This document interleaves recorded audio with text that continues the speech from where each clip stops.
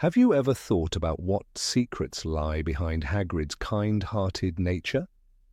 What if his past was far more tragic and mysterious than you imagined? In today's video, you will find out the truth about the most beloved professor in Harry Potter. Rubeus Hagrid is one of the most endearing characters in the wizarding world, a gentle giant, fiercely loyal and always willing to help, even at his own risk. He cares deeply for magical creatures and stands by Harry and his friends through thick and thin.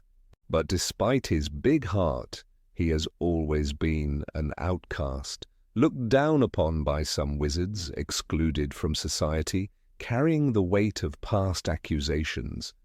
Why did Hagrid live this way? What made him different? Hagrid's father was a kind and loving wizard, though his name remains a mystery. He raised his son with warmth, teaching him all he could. But Hagrid's mother? That's where things take a darker turn. Her name was Fridwulfa, a giantess.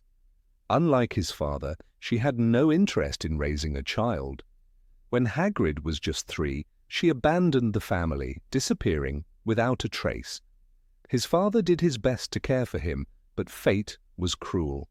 At only 12, Hagrid lost his father, leaving him an orphan. Who took care of him after that?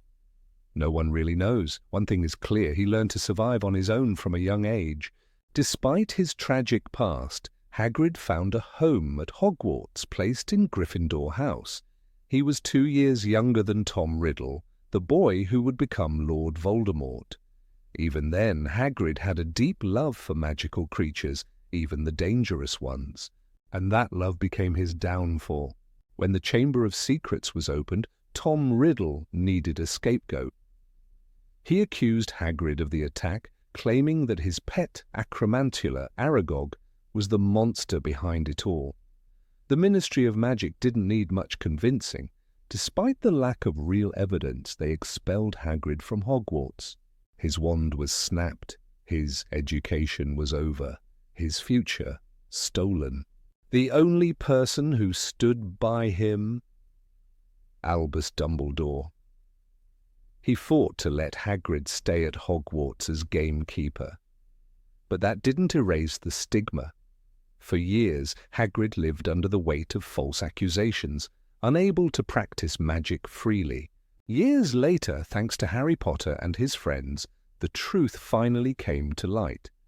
Hagrid was cleared of all charges, and for the first time in his life, he was given a true place of honor. He became a professor of care of magical creatures, a job he was born for. Under Dumbledore's protection, life at Hogwarts was good, but with the arrival of Dolores Umbridge, everything changed. She saw Hagrid as a threat. His lessons were sabotaged, his presence questioned. And when Severus Snape became headmaster, Hagrid was once again forced into hiding. No matter how much he gave, the world never fully accepted him. Hagrid was more than a teacher, he was a warrior. From the First Wizarding War to the rise of Voldemort, he remained fiercely loyal to Dumbledore. He risked his life recruiting giants to fight against the Dark Lord, though the mission ended in disaster.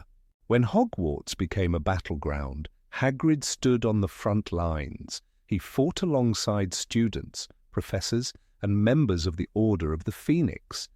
Even when Voldemort himself used him to carry Harry's lifeless body, Hagrid never lost faith. And when the dust settled, he was still standing. No one knows for sure what happened after the war, but one thing is certain, Hagrid never left Hogwarts. He continued teaching, caring for magical creatures, and keeping the school's deepest secrets. And love? There was one person who could match his strength and heart. Madame Olympe Maxime, the half-giantess from Beauxbatons. Did they stay together? It's possible. After all, if anyone deserved happiness, it was Hagrid. A tragic hero, a gentle giant, a man who never gave up, even when the world turned against him. That is the true story of Rubeus Hagrid. Hagrid's past is a tangled web of secrets and untold stories. We know him as the kind-hearted half-giant who cares deeply for magical creatures. But what about the years before he met Harry Potter? His time between expulsion and his return as Keeper of Keys at Hogwarts remains largely unexplored. What did he do during those lost years? Who did he know? And could he have played a role in the war against Voldemort long before anyone realized? One thing is clear, Hagrid's loyalty to Dumbledore never wavered. Even after being expelled from Hogwarts for a crime he didn't commit, he stayed. Why? A young man, humiliated and cast aside, had every reason to leave, but he didn't. He remained at the castle, taking up odd jobs, caring for creatures, and lurking in the Forbidden Forest. This wasn't just love for the school. Dumbledore must have given him a reason, some secret responsibility, a mission. The Forbidden Forest held mysteries that few dared to uncover. But Hagrid knew it better than anyone. Centaurs respected him.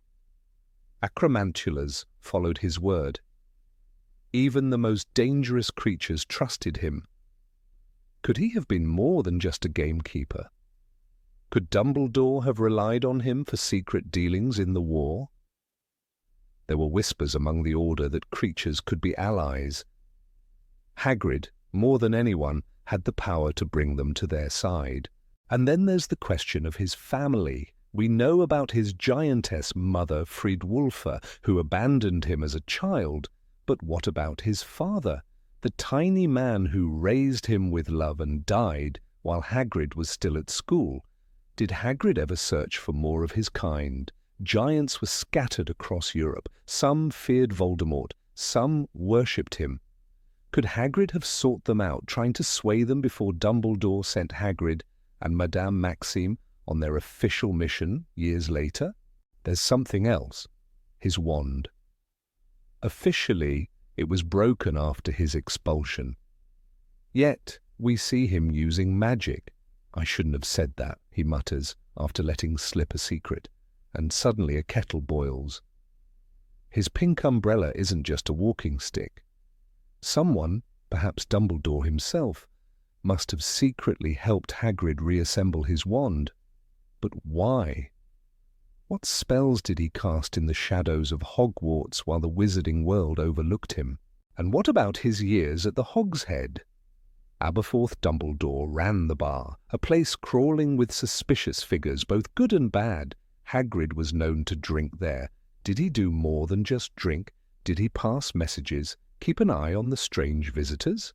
If Aberforth was running secret missions for the Order, could Hagrid have been his quiet accomplice, unnoticed but always listening? The First Wizarding War raged on for years. Dumbledore built an army of spies and fighters. The Ministry was compromised. Hagrid, too, was an outcast in the eyes of the government. No one watched him closely. Could that have made him the perfect messenger, the perfect smuggler?